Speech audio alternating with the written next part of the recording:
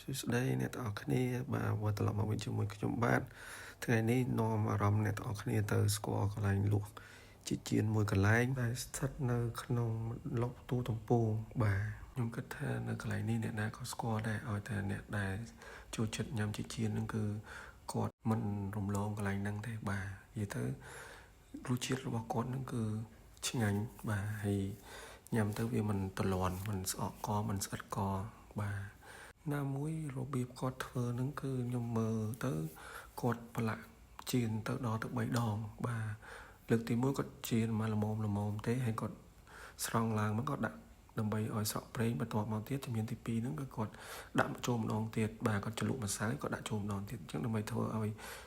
អាសំបកម្សៅហ្នឹងវាស្រួយបាទខាងក្រៅប៉ុន្តែសាច់ចេកខាងក្នុងគឺវាឆ្អិនល្មមសម្រាប់លើកទី3គឺយើងបំពងរហូតដល់វាឡើងក្រៀមស្រួយយ៉ាងទៀតសម្ដីគាត់ក៏ពិរោះស្ដាប់ដែរបាទចាតិចទៀតអូនតិចទៀតម្ដងកំណាញ់ចា